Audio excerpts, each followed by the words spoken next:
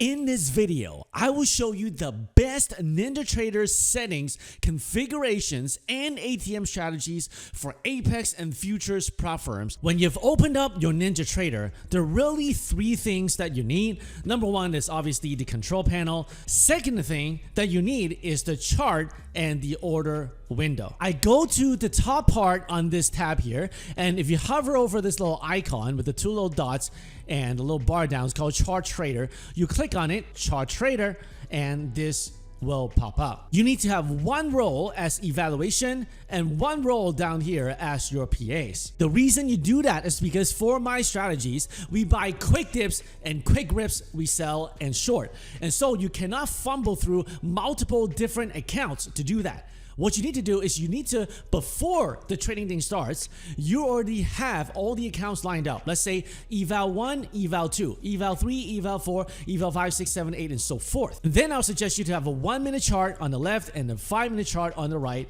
I trade and get my entries on a 1 minute, but I look at a 5-minute for overall trend of the day. If you go to your ATM strategy, you hover it on this drop down and you click on custom, you can go and follow along of what I show you here in this video. If you want to edit an existing ATM strategy that you have, then you simply hover it over here and click edits. If you have a 50K account, I strongly suggest you use only one contract to trade. I know they give you 10 contracts, but they want you to blow your account. Don't do it.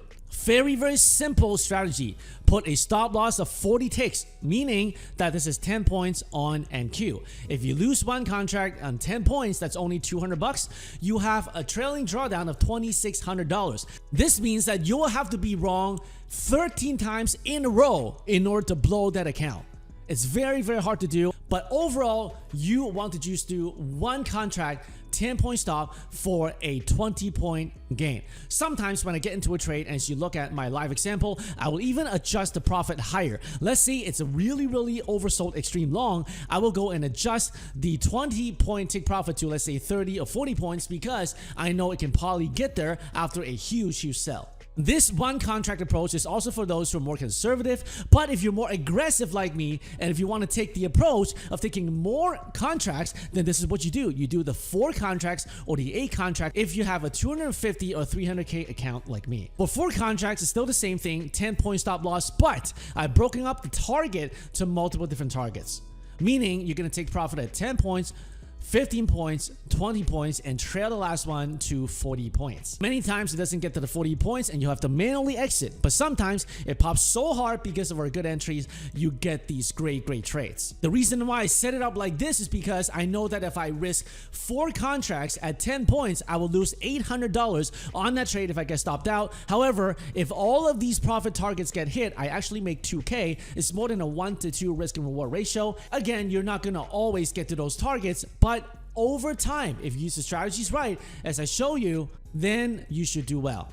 Now, let's say you're ultra aggressive. You want to do 8 contracts like me.